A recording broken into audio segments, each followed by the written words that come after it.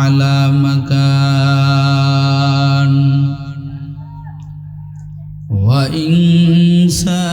وإنسانا على إنسان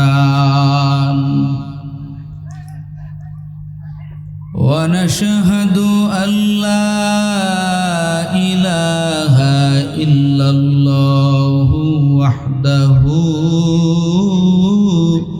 لا شريك له لا ضد له ولا ند له ولا مثل له ونشهد أن سيدنا وسندنا وحبيبنا وحبيب ربنا وطبيبنا وطبيب قلوبنا وطبيب قلوبنا ومولانا محمدا عبده ورسوله صلى الله تعالى عليه وعلى آله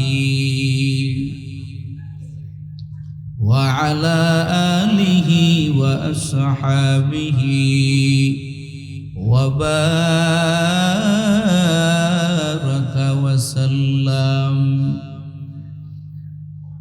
وبارك وسلم تسليما كثيرا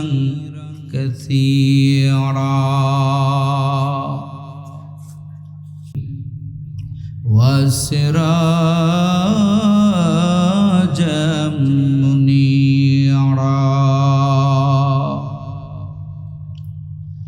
أما بعد فأعوذ بالله من الشيطان الرجيم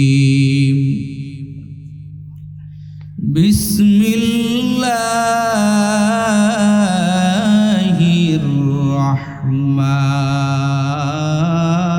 الرحمن الرحيم ما سلككم في سقر قالوا لم نك من المصلين ولم نك نطعم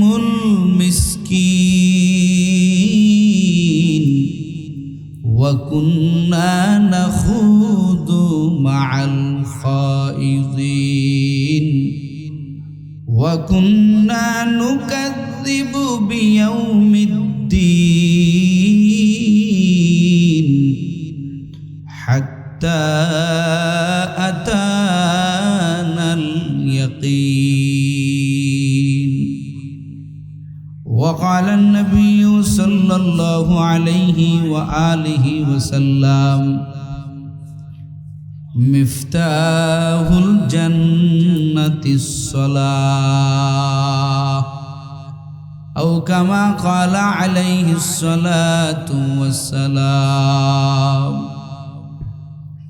صدق الله مولانا العظيم وصدق رسوله النبي الأمي الكريم ونحن على ذلك من الشاهدين والشاكرين والحمد لله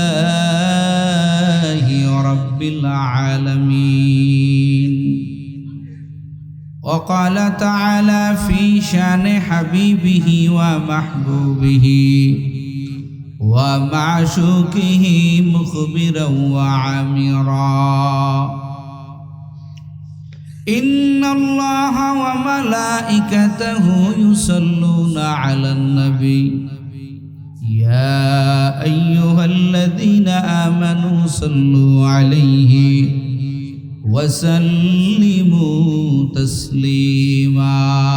محبت درود شريف پڑھی اللهم صل على محمد وعلى آل محمد كما صليت على إبراهيم وعلى آل إبراهيم إنك حميد مجيد اللهم بارك على محمد وعلى آل محمد كما باركت على إبراهيم وعلى آل إبراهيم إنك حميد مجيد لا إله জবানের সবাই আওয়াজ দিয়ে আল্লাহ জোরে লা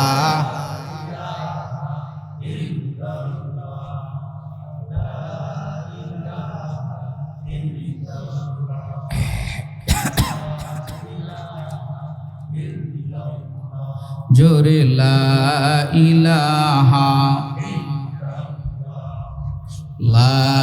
ইলাহা ইল্লাল্লাহ জোরে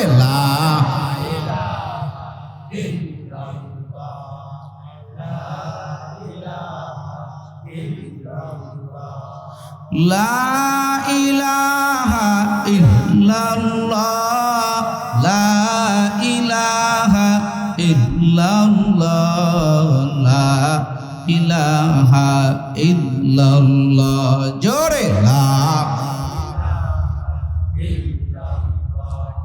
লা ইলাহা ইল্লাল্লাহ জোরে লা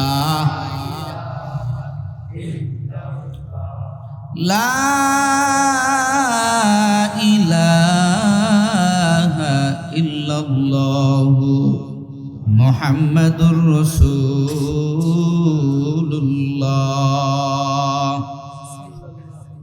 সুবহানাকা লা ইলমা লানা ইল্লা মা 'আল্লামতানা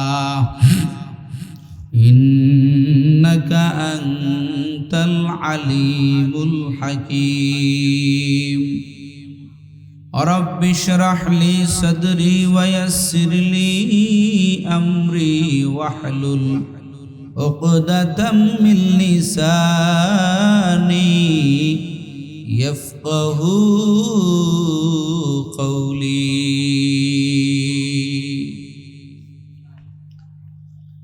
मैं दूर हूँ मजबूर हो ऐ सैयद आलम मैं दूर हूँ मजबूर हो ऐ सैयद आलम दीदार दिखा दे नहीं आवाज सुना दो दीदार दिखा दे नहीं आवाज सुना दो मैं सूरत यूसुफ को नहीं चाहने वाला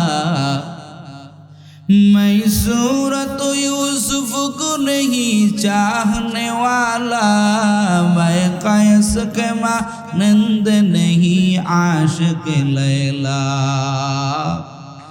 मैं कैस के मानंद नहीं आशिक लैला मैं आशिक मौला हूँ मेरा इश्क दवाना मैं आशिक मौला हूँ मेरा इश्क दवाना ई जुमला जहाँ जिसको तजल्ली से उजाला ये जुमला जहाँ जिसकी तजल्ली से उजाला या अय्युहल्लज़ीना आमनू आमिनू बिल्लाह कय के জোরে কোন কি কয় আল্লাহ এই ইমানদারেরা কি ইমান তোমার কি ইমান তোমার আছে তোমার ইমানটা আরো মজবুত করে নাও আরো পাকা করে নাও তাহলে তুমি দামি হতে পারবা, নসিব তোমার দামি হওয়ার কোনো লাইন, কথা বলেন, লাইন নাই। এজন্য আল্লাহ তাআলা বলেন, আল্লাহ হাসরের ময়দান কায়েম করিয়া দল তো দুটো বানাই দিবেন। এক দল যাবে আমার আল্লাহ জান্নাতে, ফারিকুম ফিল জান্নাহ ওয়া ফারিকুম ফিস সাইর। ইন্নাল আবরারা লাফি নাঈম ওয়া ইন্নাল ফুজ্জারা লাফি জাহিম। হাসরের ময়দানে আমার আল্লাহ কাউকে দিবেন জান্নাতে, আবার কাউকে দিবেন জাহান্নামে। দুটো দল আমার আল্লাহ করে ফেলবেন। কয় দল? এই কতক্ষণ কয় দল? ও আল্লাহর বান্দারা, শুধুমাত্র কেবলমাত্র বেঈমানেরাই জাহান্নামে যাবে না।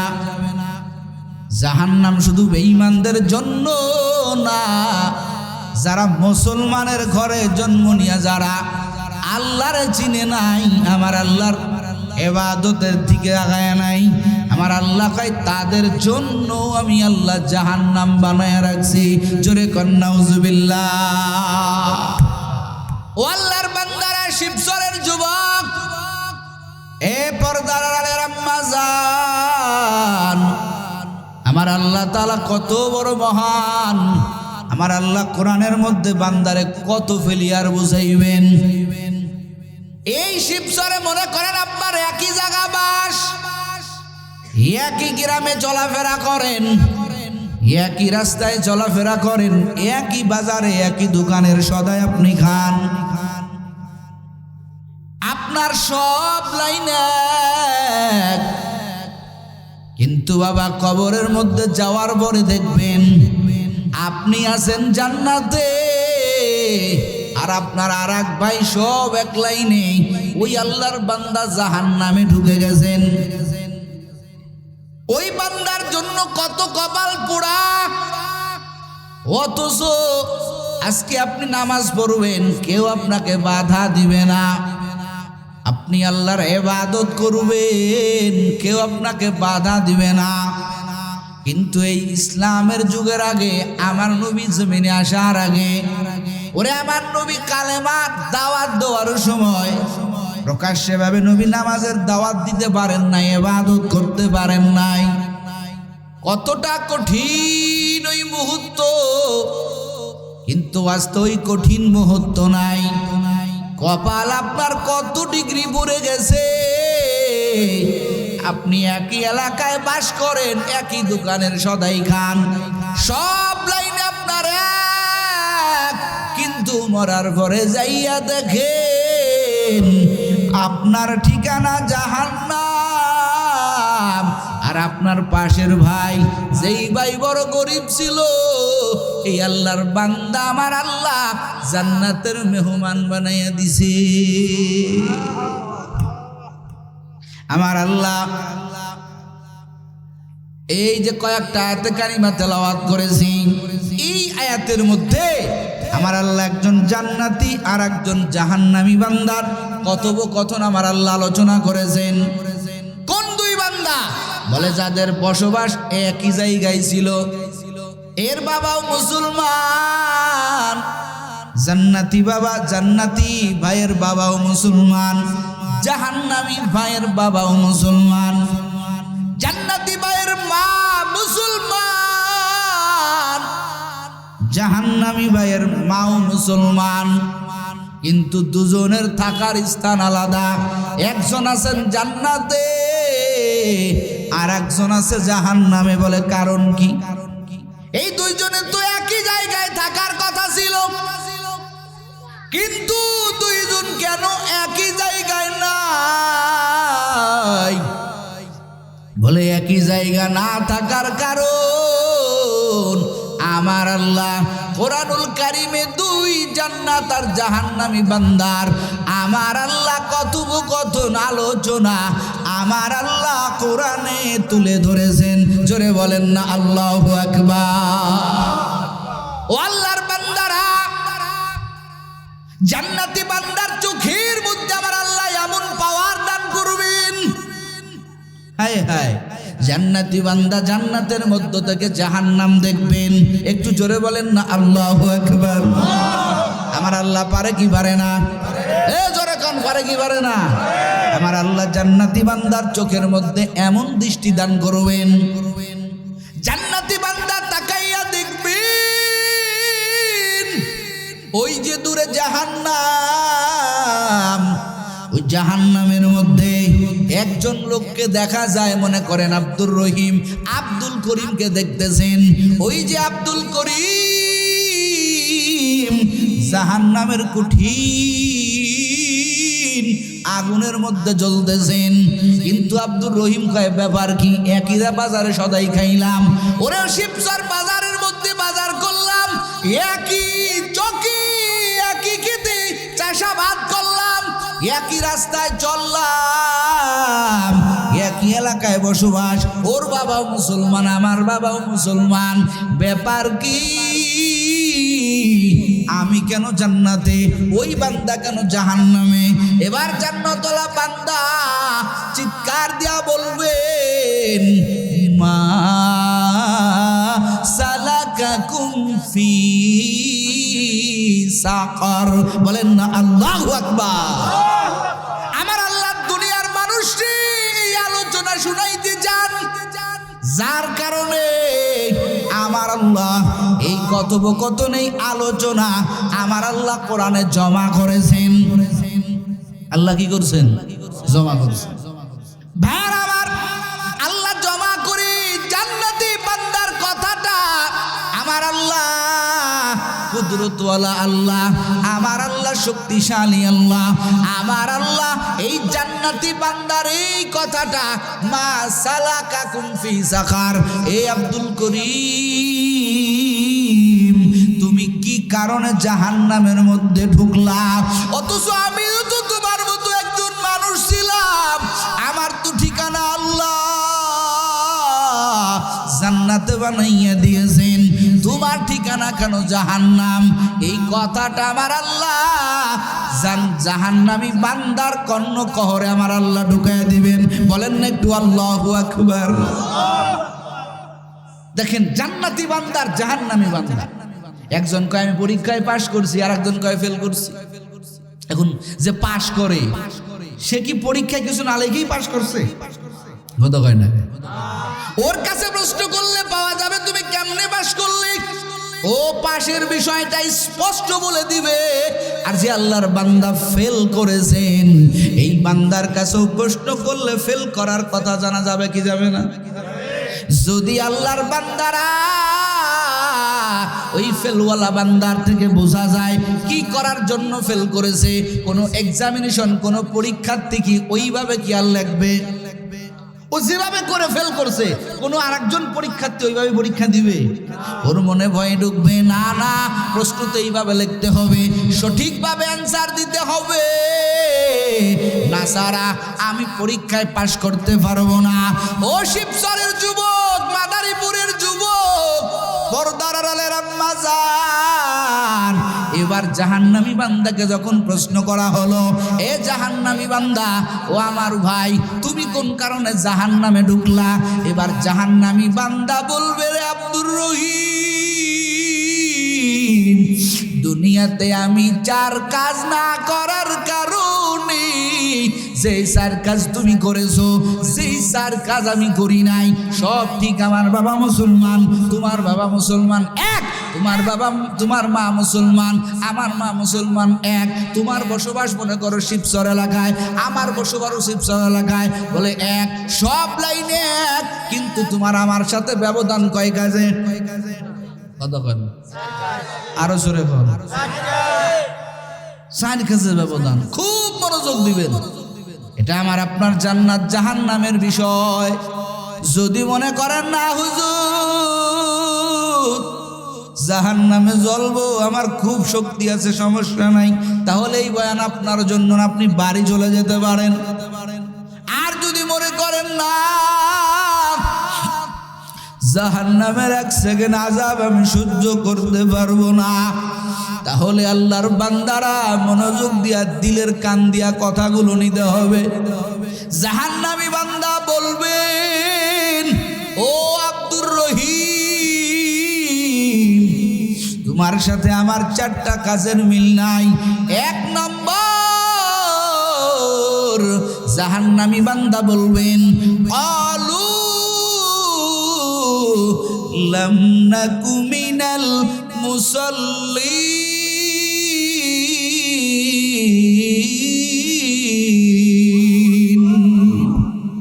জাহান্নামী বান্দা ডাক দিয়া বলবেন, এ আব্দুর রহিম, তোমার আমার সাথে প্রথম যেই কাজে মিল নাই সেই কাজ হলো, ওরে দুনিয়াতে তুমি আল্লাহর ইবাদত করেছো, ওরে মসজিদ থেকে যখন আজান হয়েছে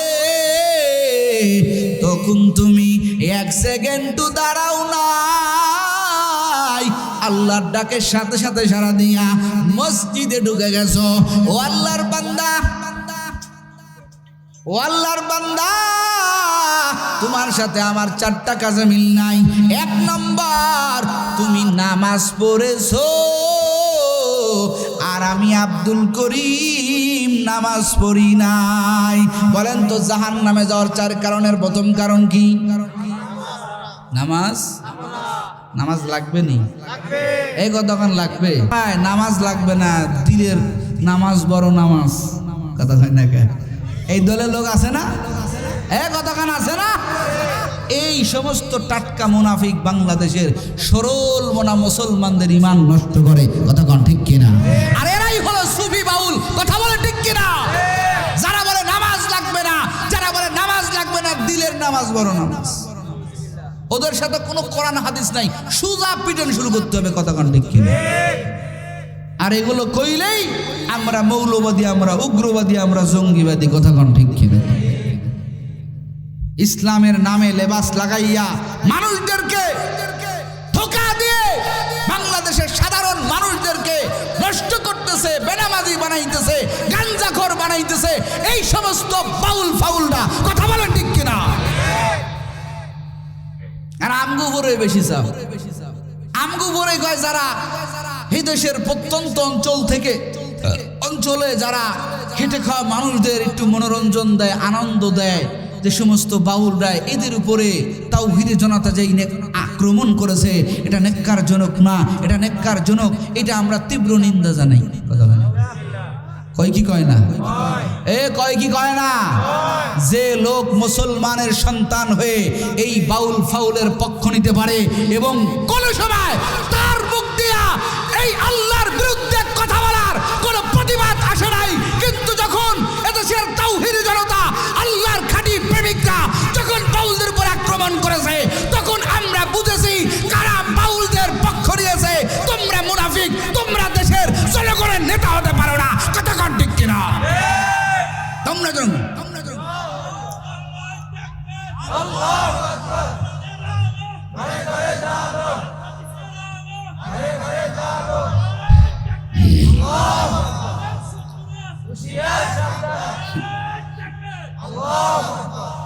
সম্মানিত হাজিরিন, আমরা গরম বক্তা না, কিনা?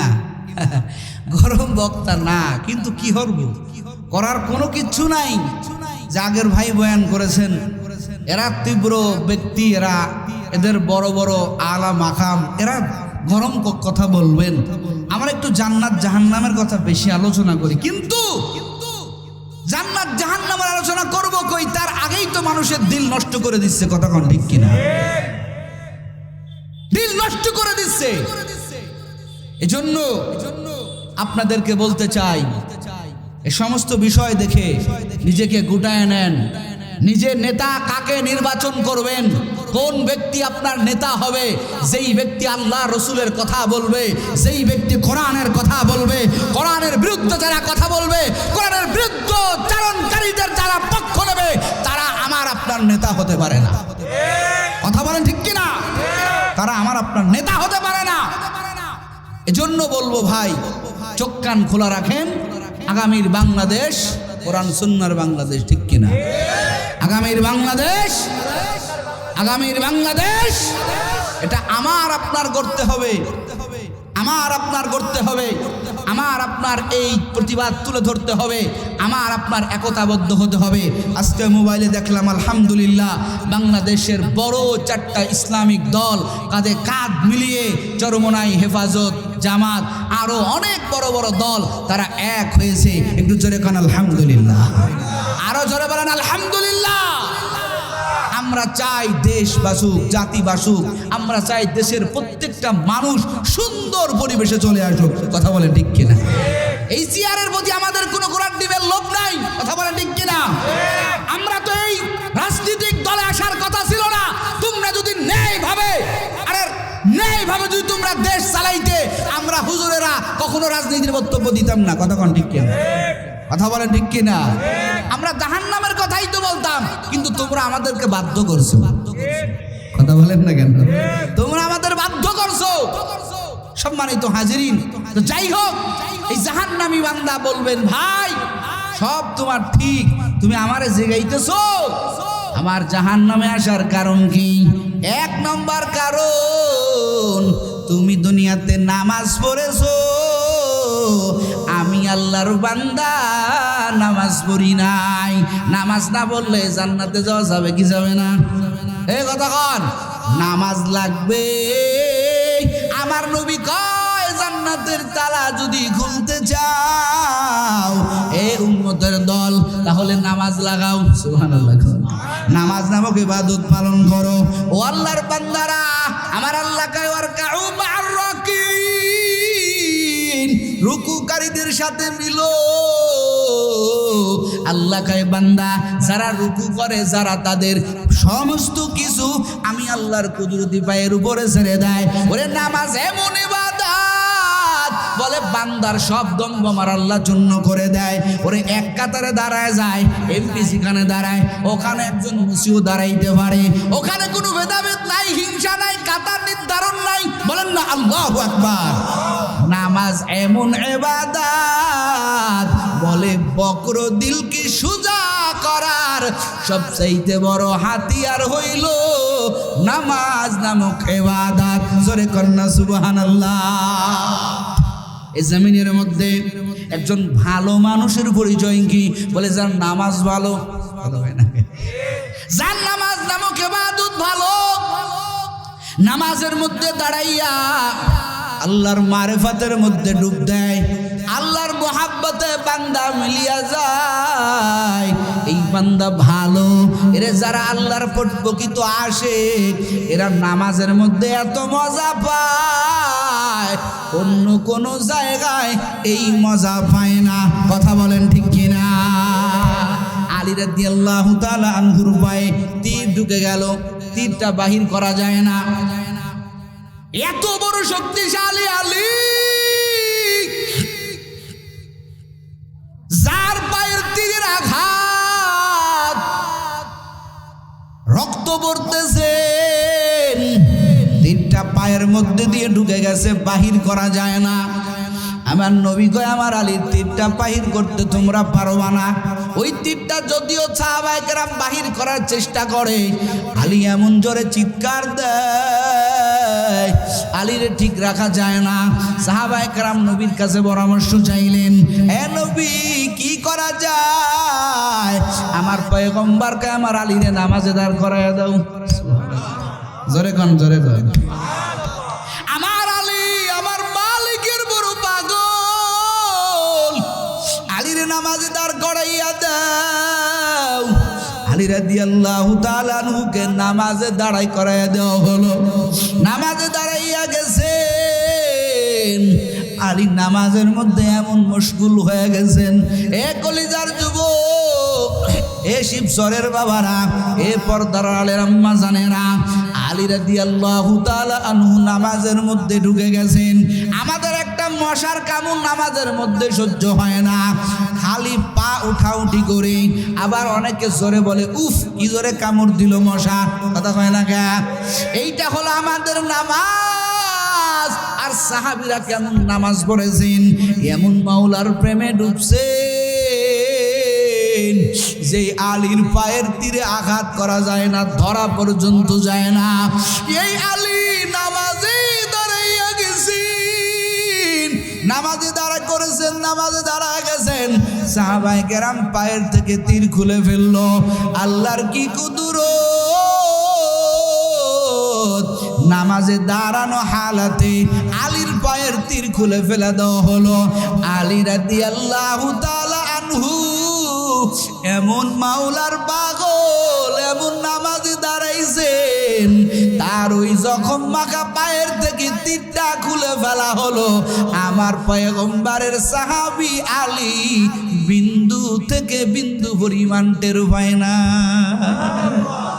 এটা প্রেম, এটা প্রেম। বলে নামাজের মধ্যেই মাওলার প্রেম জহের করা যায়। ও আল্লাহর বান্দারা, কিন্তু কপাল মোদির কতটা খারাপ। আজকে চার দোকানে ঘন্টার পর ঘন্টা সময় দেওয়ার সুযোগ হয়। ও আল্লাহর বান্দারা, ও যুবক, আজকে মোবাইলে ঘন্টার পর ঘন্টা সময় দেওয়ার সুযোগ আমাদের হয়। ওরে বান্ধবীর সাথে চ্যাটিং করার সময় হয়। আমার মা বোনদের সন্ধ্যা থেকে নিয়ে রাত 10টা পর্যন্ত ওই টেলিভিশনের সামনে, টিভির সামনে সিরিয়াল দেখার সময় হয়।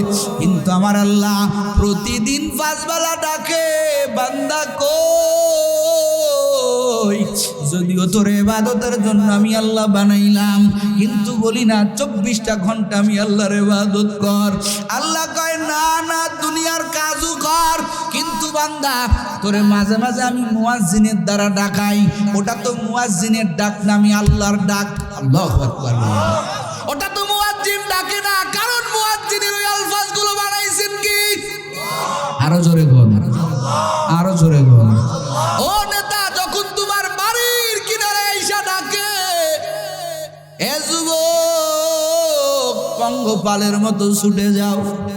আর আমার মালিক কয়, তোরে আমি হায়াত দিলাম, তোরে আমি যৌবন দান করলাম, তোর আমি টাকার মালিক বানাইলাম, সৌন্দর্য দান করলাম, কণ্ঠের মধ্যে আমি আল্লাহ সুন্দর কণ্ঠ দিলাম, এ চেহারার মধ্যে আমি লাবণ্যতা দান করলাম।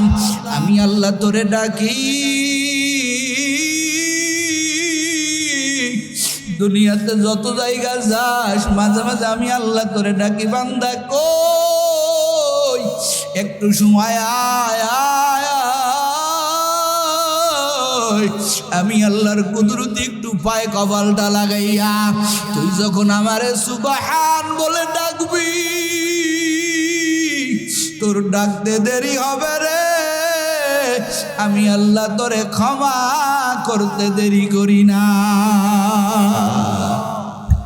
এ আল্লাহর বান্দারা, এই নামাজ নামক ইবাদত আজকে আমাদের মধ্যে না।